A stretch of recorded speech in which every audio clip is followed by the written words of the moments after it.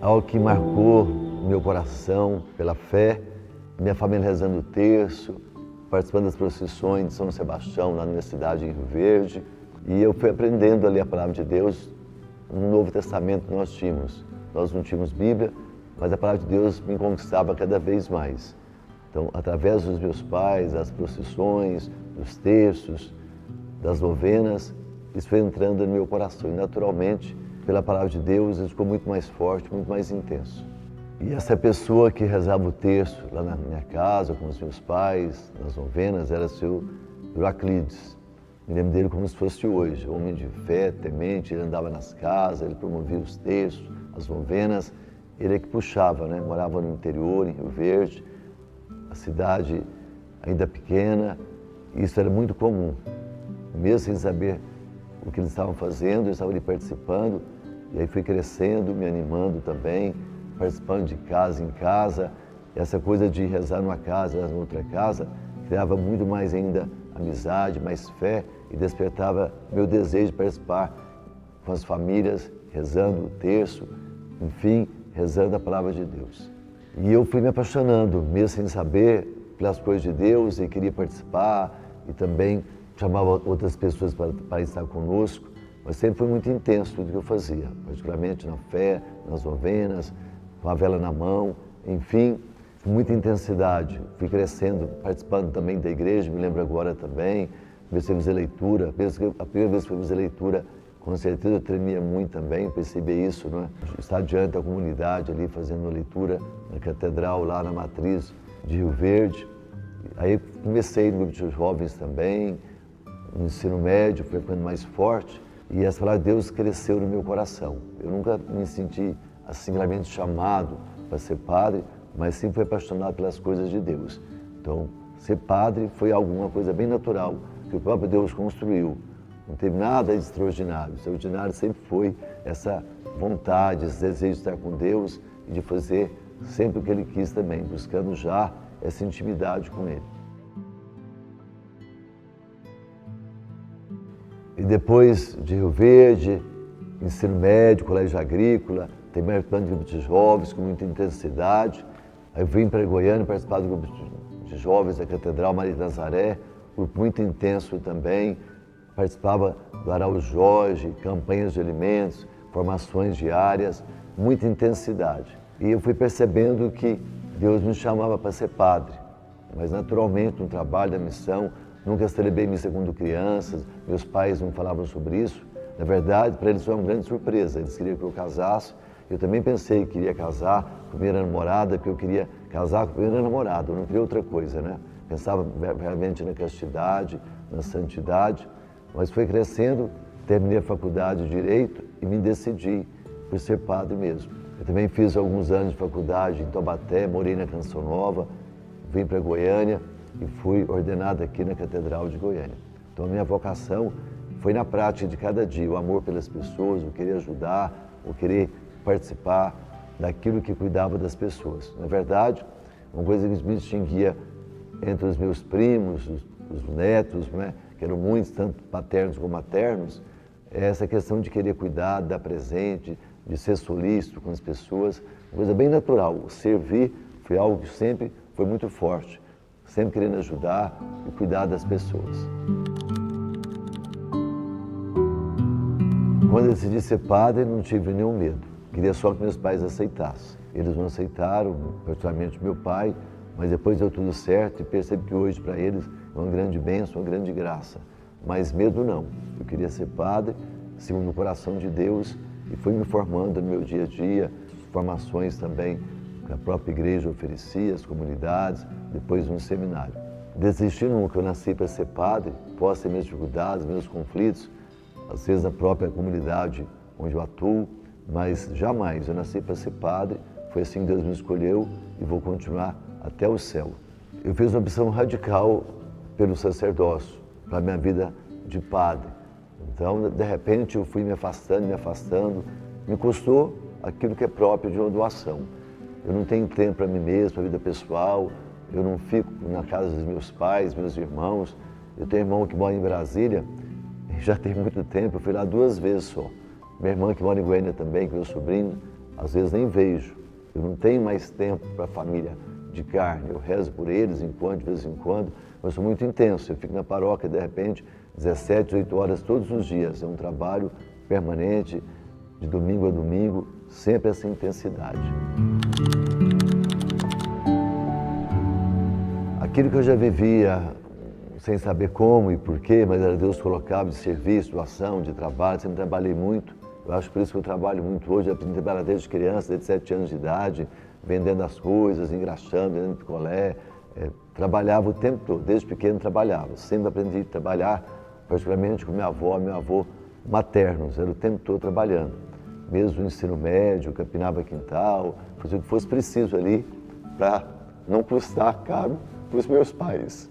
Então, o servir foi sempre intenso. Eu nasci para isso e eu entro de cabeça de verdade, coração, e por isso eu não penso em mim. Estou pensando no outro, fisicamente descansado, mas eu estou sempre disposto a cuidar, a pedir que outras pessoas ajudem também.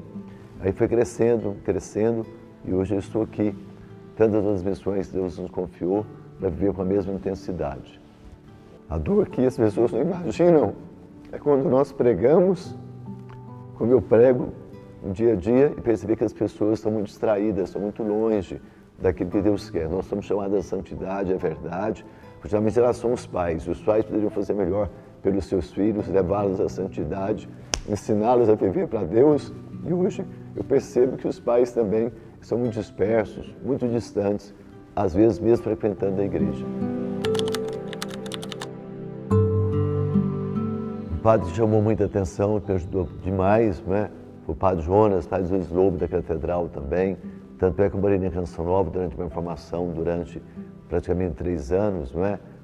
E eu me lembro direitinho, quando estava fazendo retiro lá na Casa de Maria, que eu era paulista, o padre Jonas escreveu para mim dizendo que eu seria um João Batista de Deus. E naturalmente isso aconteceu.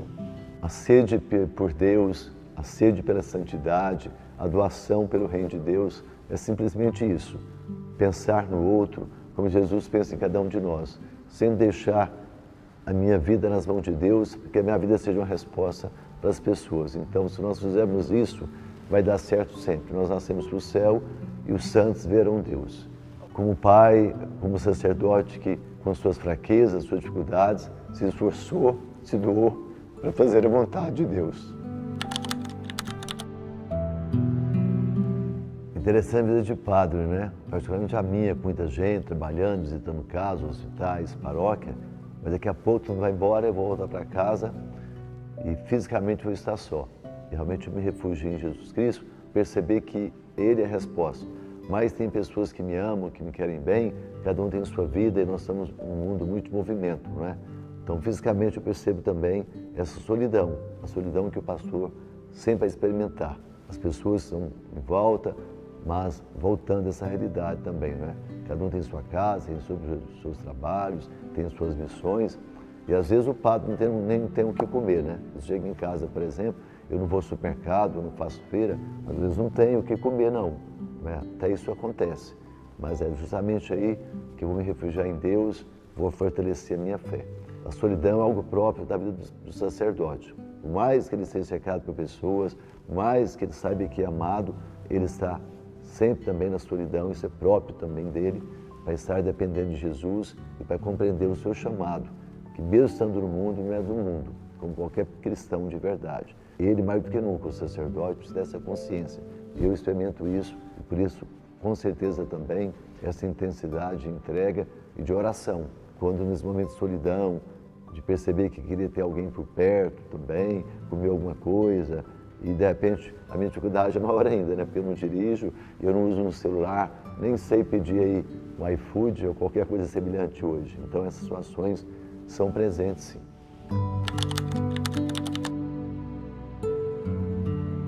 Eu percebo hoje que as pessoas não querem enfrentar o martírio, o sofrimento, a própria dor, elas fogem da dor. Por isso, muitas distrações, muitas preocupações que acontecem. O que mais me aflige hoje nessa realidade atual é a situação de abandono. Estamos vendo um abandono, abandonamos a nós mesmos, a nossa vocação de filhos de Deus, nós não cuidamos da família, de alguém que precisa. Nós estamos num mundo que foge do cuidado, de querer assumir a vida do outro. Isso é muito difícil. Eu percebo que vai crescendo cada vez mais, nos hospitais, em casas, os pais abandonando os filhos. Eu não sabia que os pais abandonavam tantos filhos como agora. Particularmente, eles não estão nem criando os filhos, fisicamente falando. Deixa para alguém fazer isso, ou deixa na casa do avô e da avó, às vezes nem busca final de semana mais. Eles apenas geraram fisicamente, mas alguém está cuidando. Essa ação de abandono, que começa com os nossos filhos, é um reflexo que está acontecendo no mundo inteiro. Por isso, muita dor, muito sofrimento, e nós temos de acordar para isso. Essas distrações, essa desordem, eles estão nos tirando da vida que é o próprio Jesus, da nossa casa, da nossa família, da missão de cuidar do outro.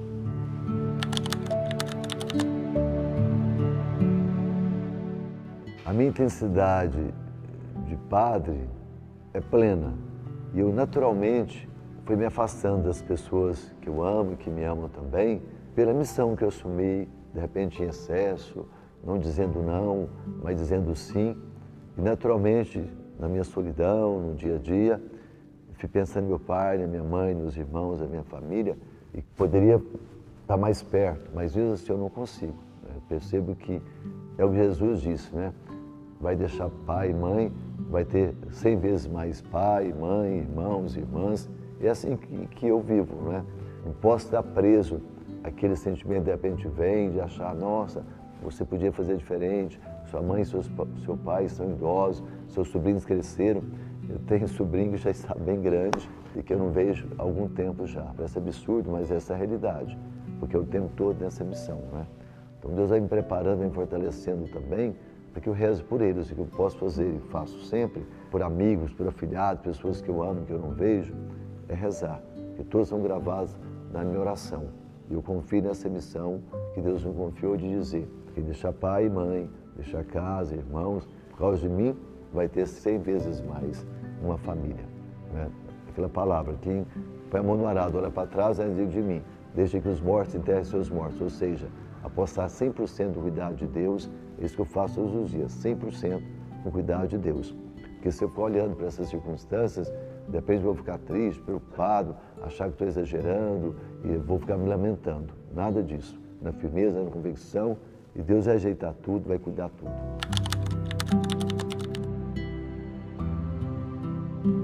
Eu digo que sempre a resposta para o mundo novo passa pelos pais. Se os pais assumirem isso, vai dar certo. Mas se eles não assumirem a evangelização, dizer sim quando sim, não quando não, os filhos vão se perder.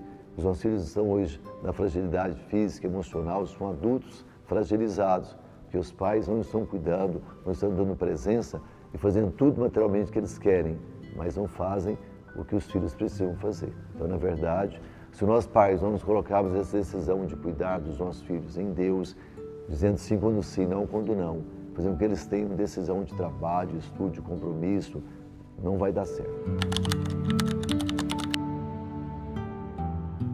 É ver Mateus 25, estive com fome, estive com sede, doente, é cuidar do outro, é saber do meu amor pelas pessoas, de me interessar pelas pessoas. Só cuidamos de alguém quando nós nos colocamos no lugar dessa pessoa. Então esse legado de alguém que é disposto a fazer isso, que vai atrás para ajudar as pessoas, que amou sempre as pessoas e vai amá-las, vai deixar tudo que é seu para cuidar do outro.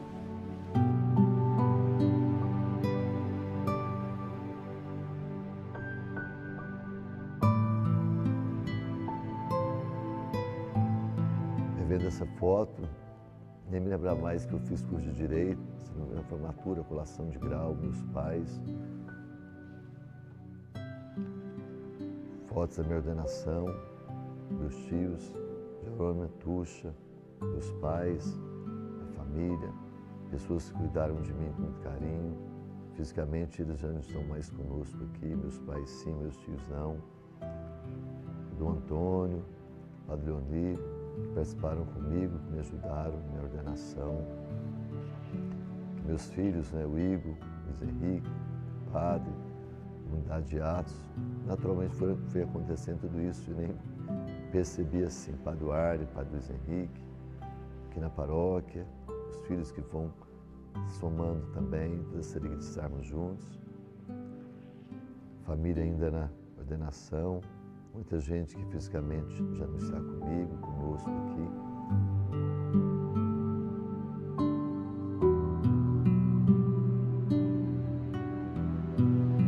O legado está acontecendo, pessoas que vão se somando, que vão participando, enfim, vidas que nós construímos juntos, no dia a dia. Então vai valer sempre a pena perceber que também o seu cuidado, meus filhos estão rezando por mim, cuidando de mim, intercedendo. Fisicamente muitos estão longe, mas sempre gravados no coração. Uma história que vai ser selada com certeza no céu, pela graça de Deus. Vidas, uma história única, às vezes fisicamente longe, alguns já partiram, a presença de Deus, mas uma história que nós construímos juntos e que é selada com certeza um dia no céu, todos nós, na presença de Deus. Toda pessoa e todas as pessoas que viveram comigo, me ajudaram, que rezaram em qualquer circunstância, na amizade, na juventude, em todos os momentos, é a certeza absoluta de que nós caminhamos juntos para o céu, sempre essa decisão de amar e fazer o bem.